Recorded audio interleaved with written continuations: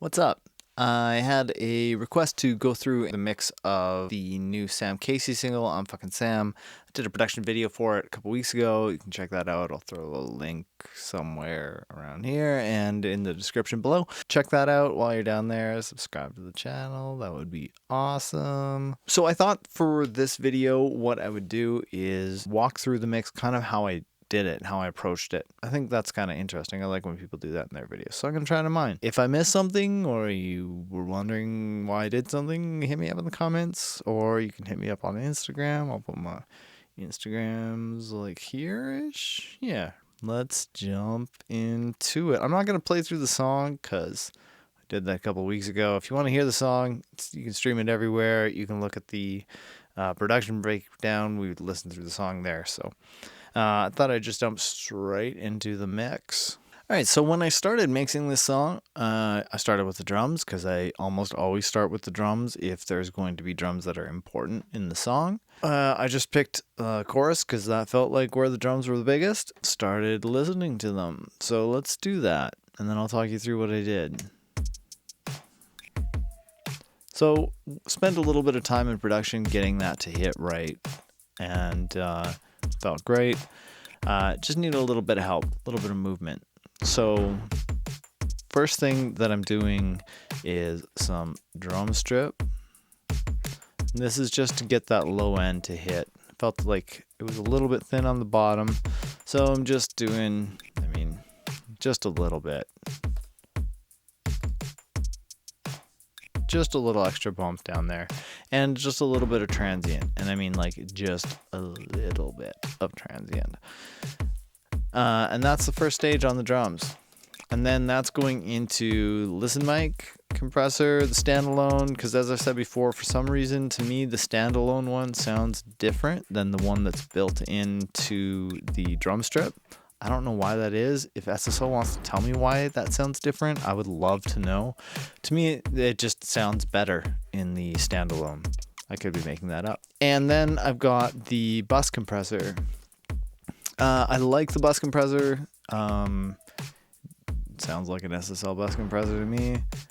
There's other ones that I use, but for this mix, using the SSL one. So first three stages of the drum processing, they are all SSL plugins.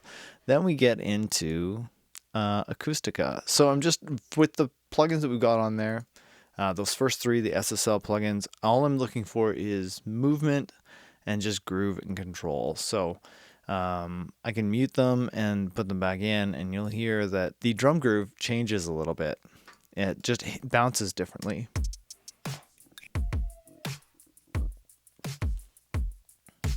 So right here, it's moving along. It feels okay.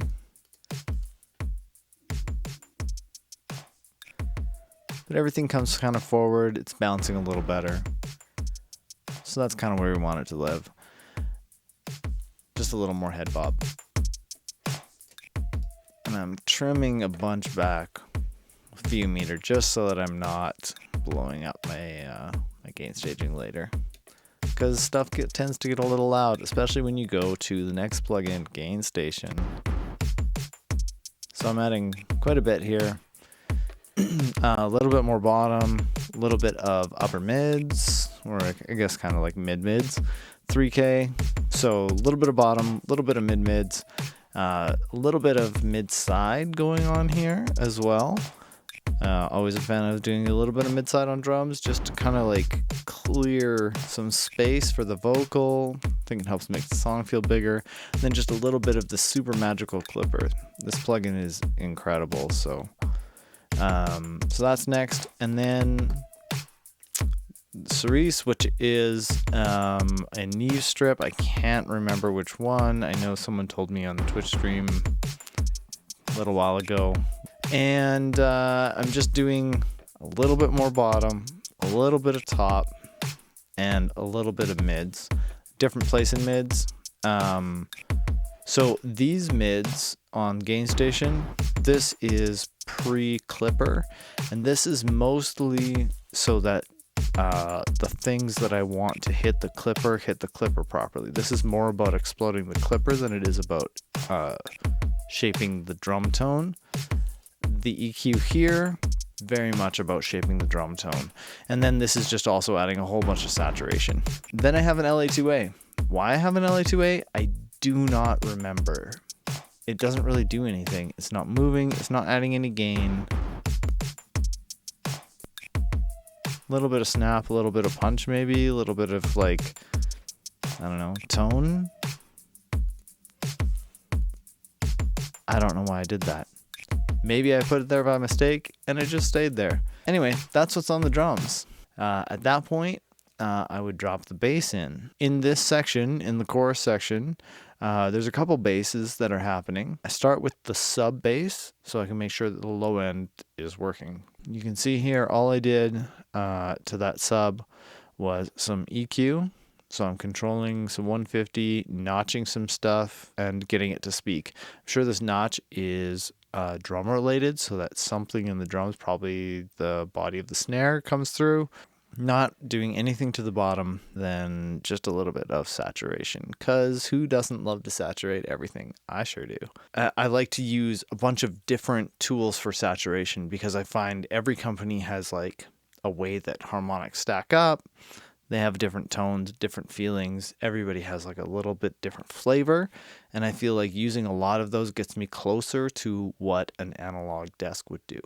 But the sound is way more interesting and forgiving to my ears on a console. So one of the ways I try and get closer to that by using lots of different saturations. So on this bass, so we can just hear with the drums what that low end is doing.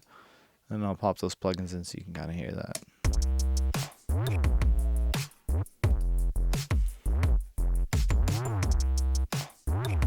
So lots of clarity, cleaning out the bottom or those mids for that drum.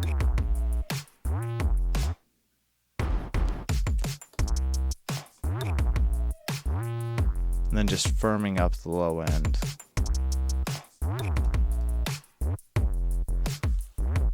Sounds kind of muddy and flabby. Tight and focused.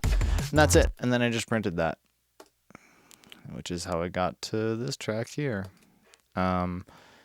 So then there's a second bass.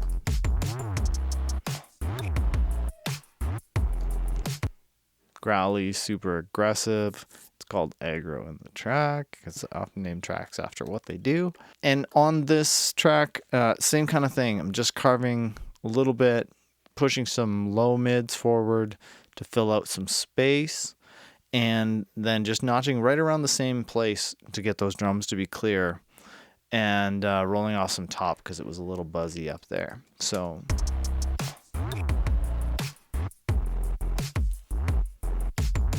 yeah, so just reining it in a little bit because there's lots of other things happening. So, and then all I'm doing here is just width. That's all Neutron's doing, is just a little bit of width there. Once the drums and the bass are working, I'm going down and I'm doing the mix bus. And my mix bus is almost identical almost all the time. Especially if I'm working on pop stuff, this is exactly the mix bus that I'm going to be using. So first thing, 1176, this is in multi-mono. I'm just doing a little bit. I'm on the slowest attack and pretty quick release, but I will play around with that and just get it so it's kind of putting the pressure that I want on the track. So we'll pop that in. And I can hit that hard because I've dialed the mix way down. You know, not a lot of mixes coming through there. But it changes the imaging a little bit, holds the sides really firm, makes it feel exciting to me, so I like that. Then we've got some 2500, which is almost always my mix bus. And I set it up something like this. Sometimes I'll get really finicky with the release time, dial that in. Sometimes I'll change a little bit of the thrust curve, or very rarely I'll change the knee, but this is kind of what I do. And then looking for, just a few dB of compression. And then Ruby, which is, smile curve Pultec kind of vibe. And this never changes. A couple dB on the top, couple dB on the bottom and getting the saturation from it. Just really glosses things up. And then a little bit of inflator, band split always is on there, and just a little bit of curve. Like, I'm not going crazy on this. I know lots of people ramp that like crazy. That's not what I'm doing. I'm just looking for a little bit of help there. And then Pro Tools crashed.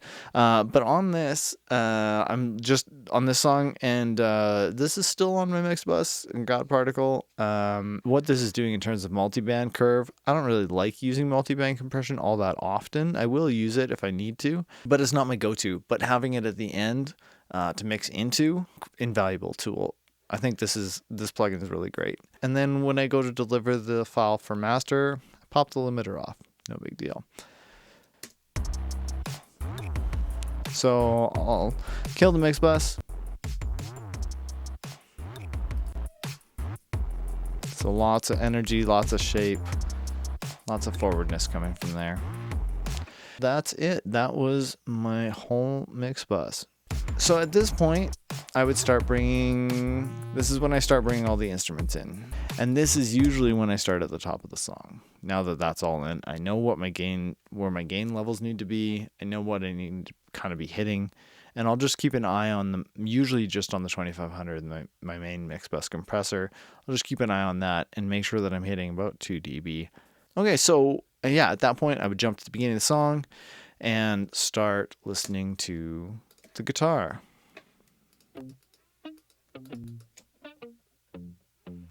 So I already did a lot to this guitar in production. We had the whole production mix sitting in a place Sam was really happy with. So we didn't need to change too much in terms of levels. So you can see here, I pushed, half a dB or so. But mostly, we were pretty fine with where things were sitting. Started on that guitar and grabbed her vocal. Love it when you make me hate myself, 'cause you seem to have it all figured out. And that room was on in production, that vocal room, so may as well work with that. So a little RVox, because I want to firm everything up. Love it when you make me hate myself, 'cause you seem to have it all figured out. A little bit LA2A. And I would have tried the two versions of the LA2A. Probably tried an LA2 as well. Sometimes that works really well. But not slamming anything. Just, a few dB.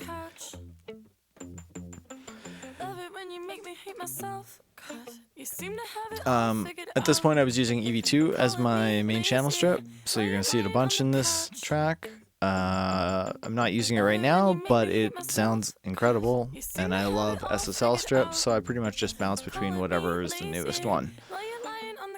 So just a little bit of compression and a little bit of EQ. Nothing crazy. Usually I'd be up higher than that, but this felt like the right thing for this track. So, and then pushing that into a de-esser, all that top. And then getting some body back at the end and a little bit of that super top that makes it feel real modern. And then it looks like I had gone into an L1 and then I didn't like what the L1 was doing, so I took it off. That's how these things go. So that was the vocal, and I felt pretty good about where that vocal was sitting. So I just need to bring the guitar up to it. So I'm not really doing much here. Just a little bit of body to fill out the mids. And then dial back a slightly different spot.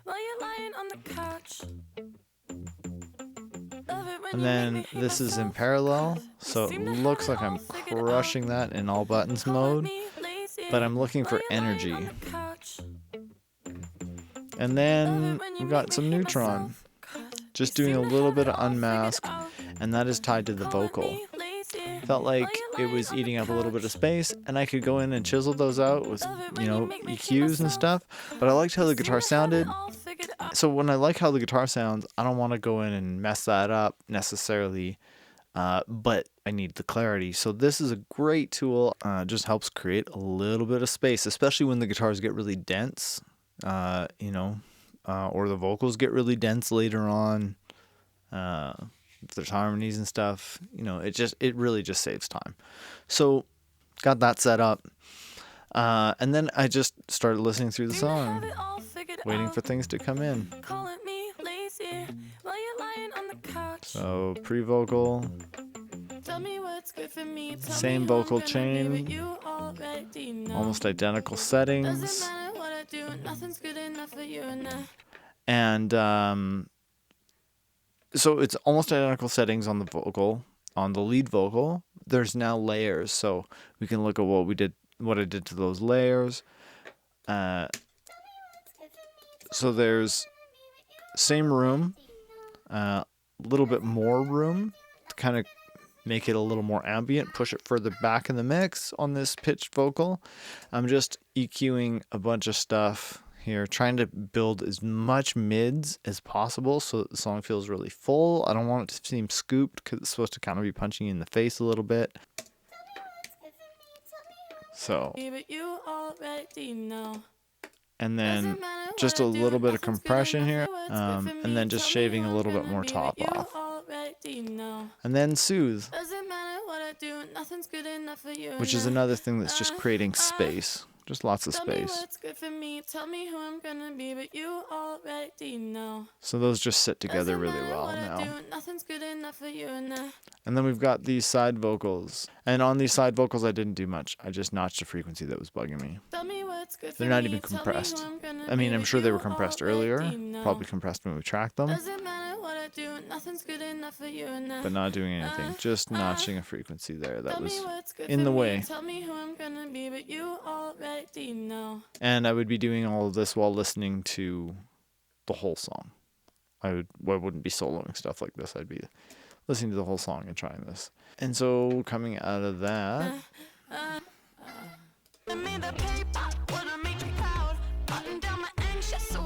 so guitar treatment, let's just bypass some plugins here. So we got a little transition. Again, I just pushed that forward a little bit. Felt like it could be a little bigger moment, so turned it up from where it was printed when we were doing the production. And at this point, I felt like those drums were close, but weren't quite what I wanted.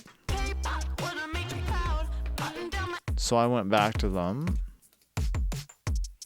added some more bottom to that kick. So I've added bottom in 3 or 4 places now, but just really specific to that kick drum. I wanted it to hit a certain way. So adding some 800 to make it cut through, and adding some low end, where am I there, 60s? Yeah, somewhere around there to make it knock. Felt like I wanted things in the chorus to be a little bigger, so I added these reverbs.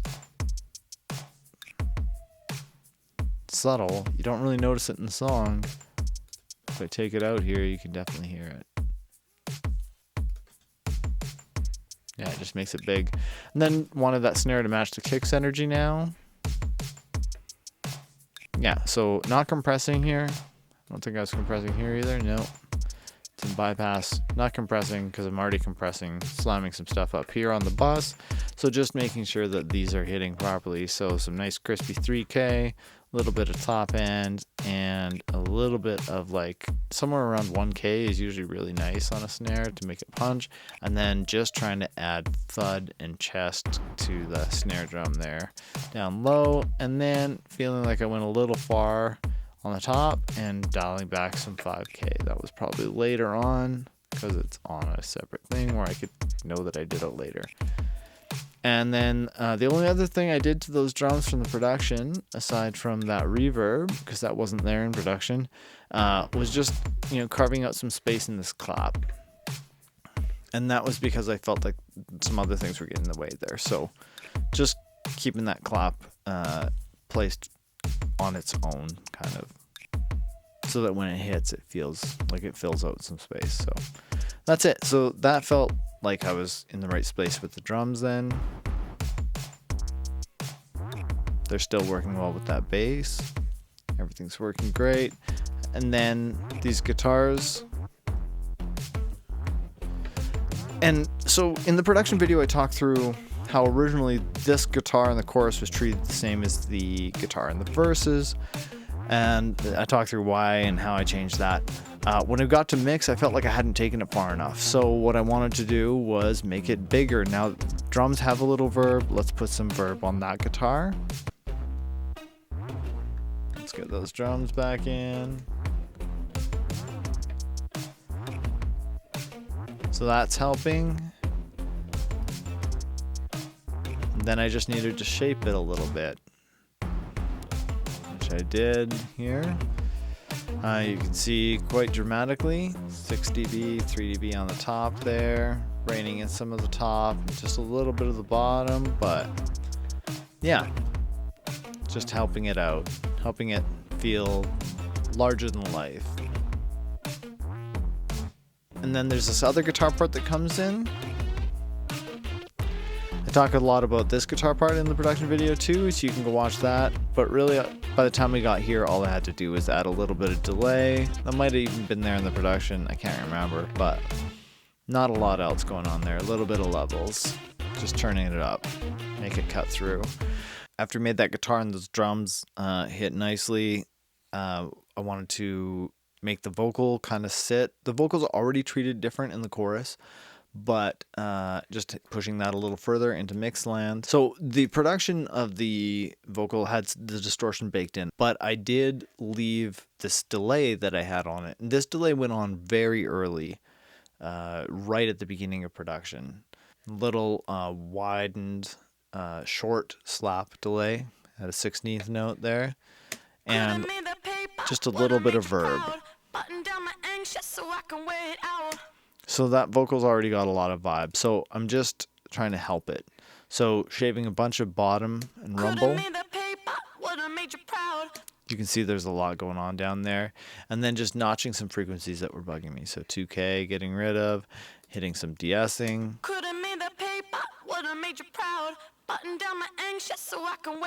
It's already feeling better. And then some Spectre. Doing quite a bit here. And it looks like I'm not, because I'm like, you know, a dB and a half. But this plugin does a lot because you're adding saturation and EQ. When you're adding saturation and EQ, you're really emphasizing those frequencies, and you can do a lot with very small moves, which is part of why I like it. So yeah, I'm really rounding out the low mids.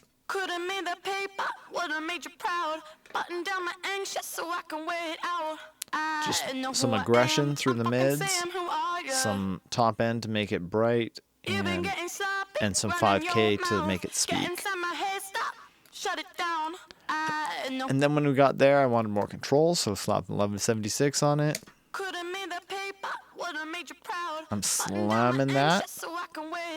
It needs that like kind of rock and roll energy. It's a pop song, but it needs that kind of like rock energy. And then just a little bit of EQ, because it felt like when I pushed this in Spectre, it was cool into the compression, but after the compression, it felt like I needed to rein that in a little bit. But then I felt like I wanted density, so I'm adding it back just a little bit lower. And then just a little bit more. These are more finishing after the rest of the track is built. And the rest of the mix is there. I felt like I just needed to help the vocal just a little bit. That's chorus vocal, and I'll just play that for you in context.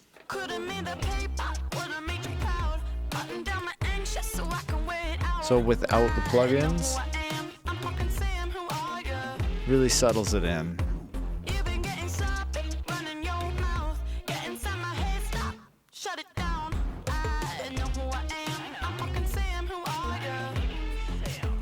On this ad lib, I'm EQing a bunch. I'm just doing it all in neutron because it's quick and easy.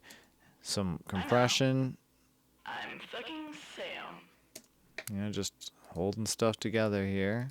I mean, these aren't really doing anything. I'm just controlling that bottom up to 200. And then just a little bit of saturation there. Try not to do any more than I need to. So this vocal, not EQ or not compressing, just a little bit of EQ just to make it cut through.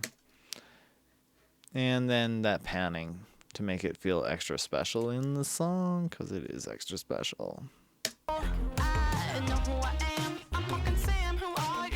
And that's the chorus. The only other thing that we haven't really discussed yet is the synths, because they don't come in yet. It's just this one little bloople. That's all that's in that first verse. The rest of it is just guitar and the bass and the drums and the vocals. So we get to verse 2. Never been so happy with myself. I've been drinking. And in verse 2, we now have a new bass sound that enters, this 808 that only plays in the second verse. So just wanted to make sure that that was giving kind of the same energy as the other basses. Never been so happy with myself. So I've been drinking from. just kind of shaping. It felt like there was a little too much bottom end there for how poppy I wanted the song to feel. Carving some of that same sort of space for drums, big notch around 500, getting it to speak. Nothing crazy there. And then into black, which is a saturation plugin. I just went through the various models that I have from Acoustica and found one that I thought spoke the best in this song. Never been so happy with myself. I've been drinking So without feels a little lazy, a little tubby, and maybe it's a cry for help. feels great there. Feels really focused and forward. And then I'm just adding a little bit of sub because I felt like after I reined in the frequencies that I didn't want to be ringing out so hard here at 40, I felt like I wanted a little bit more energy around like 80, 90. So adding that back with our bass. Never been so happy with myself. I've been drinking from my mental And then same health. kind of vocal treatment here. Making me Nothing really crazy. Maybe it's a cry Just for copying, pasting help. plugins so that they're sitting. Tell me what. And then just EQing this a little bit differently Never been so happy with myself. on that low octave so that it sits around the other vocal. Didn't touch that delay throw that leads us Maybe it's a in. cry for help. Tell me what's good for me. Now we're Tell back me in the who pre I'm gonna be, again. but you already And know. again, I haven't really done anything to the drums. Everything's feeling great. A little bit of volume automation. So sending that hat to that verb. And then we've got that other bass. Now we've got some synths that are coming in. So saturating those.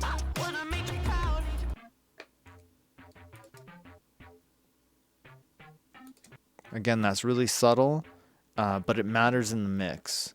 These pizzicatos that come in here, just shaping the frequencies so they sit, and honestly, so that they stay out of the way of the drums. Trying to find a way to make them feel full, so I'm boosting a little bit, but cutting a lot more, trying to get them out of the way of stuff. Because they're really supportive. If you didn't know they were there, you wouldn't even hear them. Other thing we should talk about, the little lead that comes in that second pre. Tell me what's good for me. So that's with the vocal. So when I'm looking at this, I'm listening to it in context with the vocal. So Tell me what's good for me. Tell me who I'm gonna be, but you already know. just making sure that it stays out of the way of stuff that's more important, like the guitars and whatever drums are left in there in that little break. Tell me what's good for me. Tell me who I'm gonna be, but you already And then clipping the know. heck out of it, give it some excitement. Nothing's good enough for you. And then some saturation. Again, just grabbing different tools, different forms of saturation to keep things feeling unique. You know, trying to get harmonics to stack up in different ways in different places. And then just finishing it off with a little bit of EQ on the SSL. Not a whole lot there. Just a couple dB up top, shaving a little bit where that vocal's sitting. Tell me what's good for me. Tell me who I'm gonna be, but you already know. Doesn't matter what I do, nothing's good. And then we've looked at everything else that's in there. That's kind of the majority of the mix until we get to the bridge. Oh, we should talk also about these guitars. They were already gross, but they were gross in a muddy way, and so I just cleaned them up. I just added a bunch of 3K and then a little clipping and then made them even wider than they already were. They're already panning around. I just wanted them wider, so just a little mid-side on there, a bunch of preamp, and then dial it back so it's roughly the same volume. That just helps that transition. Never been so happy. A little crispier, a little more energy. So now let's jump to the bridge. Those guitars, super fun. Track DI, you can watch about it in the production video. Anyway, I love these guitars. Thought they were really cool. Put them in the song. I've been making mistakes, yeah. The black sheep. They were cool, but they weren't cutting it. So what do? Push mids forward. How do you do that? Shave some top off. That's all. So just finding, I mean, this is a resonant filter. So just finding where that bump is being the most aggressive and yet not getting all that fizz on top so we can get them louder. I've been making mistakes, yeah. So it makes them feel even more 80s in lo-fi, that like lo-fi hip hop kind of way. And then just frequencies that were bugging me, that were getting in the way. A little bit of a thing on the bottom here. And then some Renaissance axe to just hold them super steady. I mean, they're already smushed with distortion, but trying to hold them even more steady up front. A little bit more gain station, just because this clipper sounds amazing. And then I can shape some things into it really easy and experiment with how that's hitting the clipper. And then just a little bit more Spectre to just round out that and get some of the bite in the mid-range. So pretty drastic transformation there.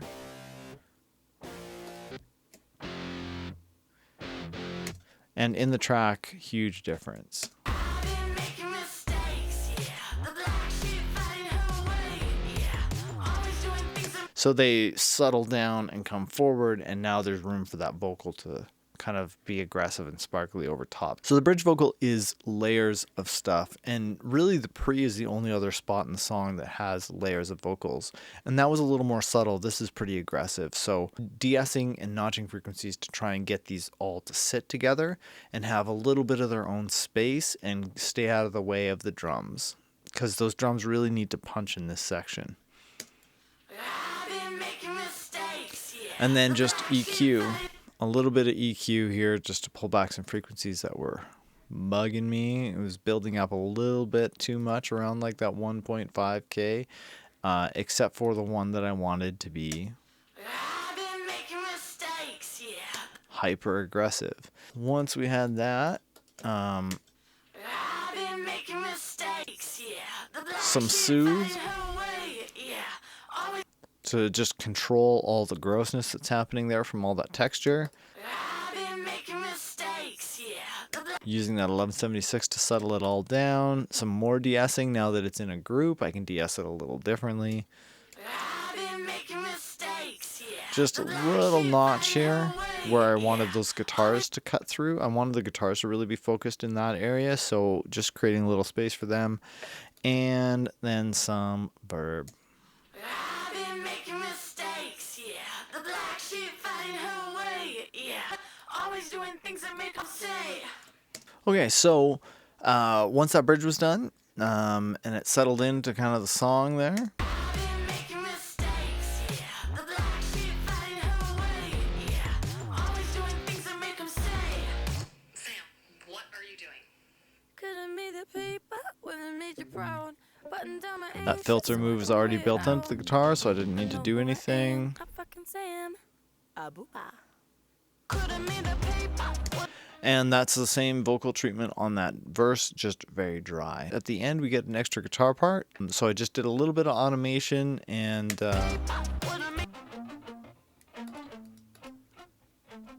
so there's this guitar part. So I just need it to feel a little bit different, add some energy, but not get in the way of anything that we've spent all this time carving space for.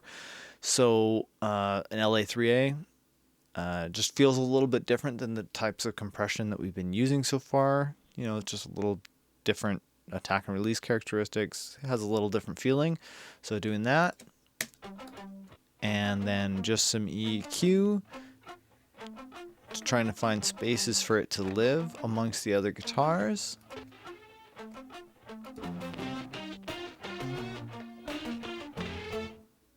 And then vocal doubler. I think I tried a bunch of different widening. I tried some microshift. I probably tried some chorus on it. And I love this isotope vocal doubler. I know I say this all the time, but it's crazy that it's free because it's such a great plugin. So threw that on there. That did what I was looking for. Just made it feel a little more alive, gave it a little bit more of its own space. So I'm also obviously gaining some volume there, but definitely fits the song better with all that stuff in. We've got this ARP at the end as well. So just making that thin and letting it sit where it's sitting. And we've got these big keys at the end too. And those keys, I did have to work a little bit to get them to sit in the track. And that's kind of it for the mix. So thank you so much for hanging out. If you enjoyed it, please leave me a comment. Let me know. Hit me up on Instagram if that's easier for you. And until next time, peace.